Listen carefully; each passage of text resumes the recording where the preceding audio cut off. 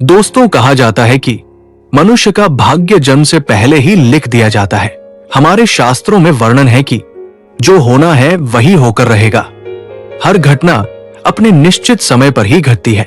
लेकिन अगर सब कुछ पहले से तय है तो फिर हमारे कर्मों का क्या महत्व है? क्या इंसान का संघर्ष व्यर्थ है?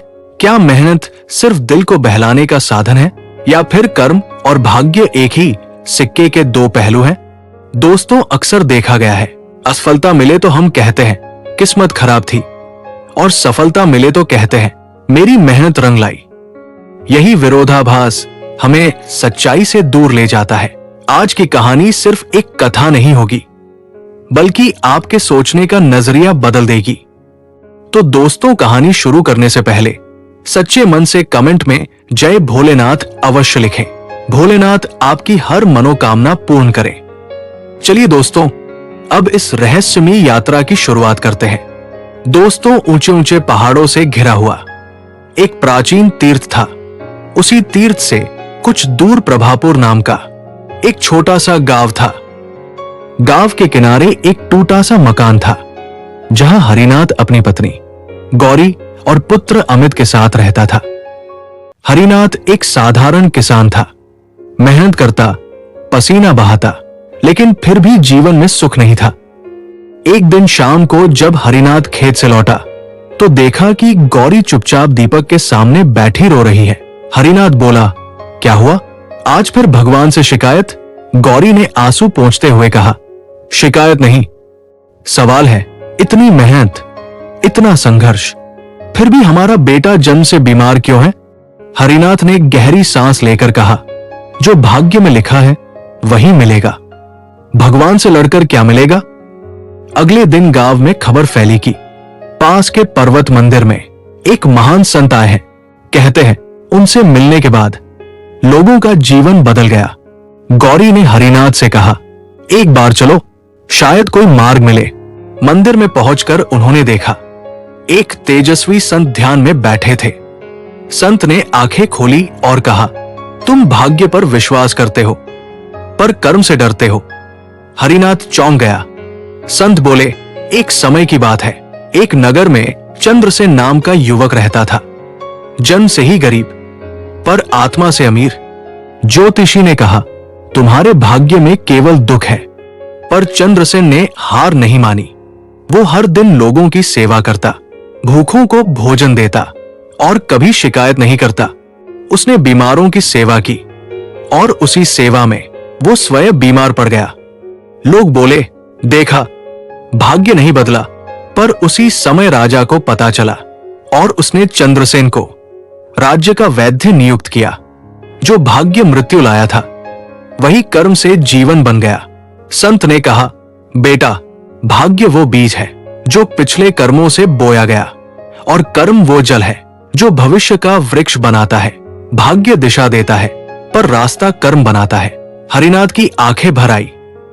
उसने कहा, आज समझ आया, मैं भाग्य को दोष देता रहा पर कर्म से डरता रहा। उस दिन के बाद हरिनाथ ने मेहनत बदली, सोच बदली और विश्वास बदला। अमित को शिक्षा मिली, संस्कार मिले और आत्मबल मिला। वर्षों बाद अमित वही बच्चा था जो गांव का सबसे सम्मानित शिक्षक बना। दोस्तों, अमित के शिक्षक बनने के बाद गांव में सुख और शांति का माहौल था। हरिनाथ अब पहले जैसा नहीं रहा था।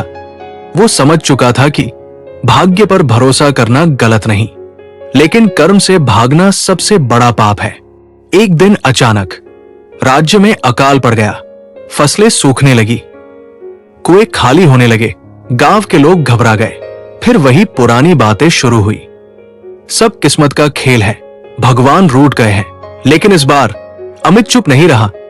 गांव की पंचायत में अमित ने सबके सामने कहा, अगर अकाल भाग्य है तो हम प्रयास क्यों न करें? अगर भगवान परीक्षा लेते हैं तो उत्तर भी हमारे कर्म में ही होगा। कुछ लोग हंसे, कुछ बोले, किताबी ज्ञान काम नहीं आता। लेकिन अमित ने गांव के युवाओं को साथ लिया। बारिश जल संग्रह, सूखे खेतों में नई फसल पद्धति और जंगल की रक्षा, सब शुरू हुआ।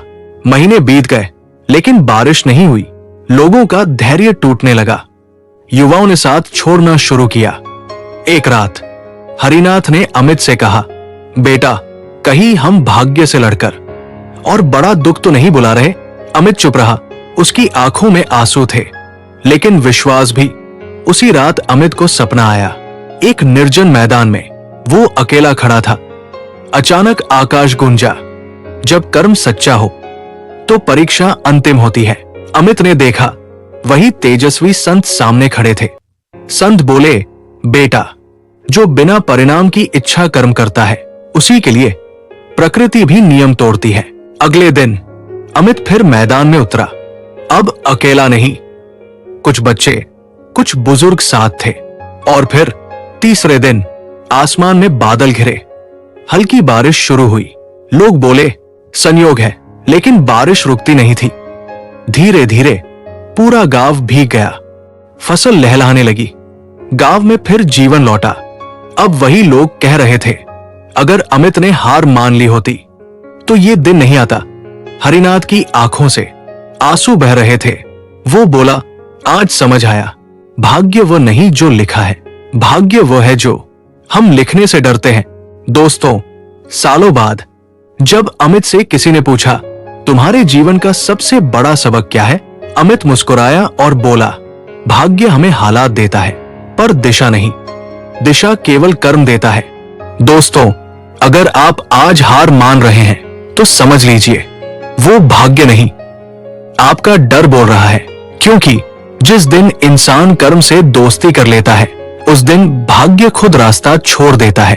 अगर ये कहानी आपके दिल तक पहुंची हो तो इसे आगे जरूर बढ़ाइए, क्योंकि शायद कोई और आज आपके शब्दों से हिम्मत पाले। जय भोलेनाथ।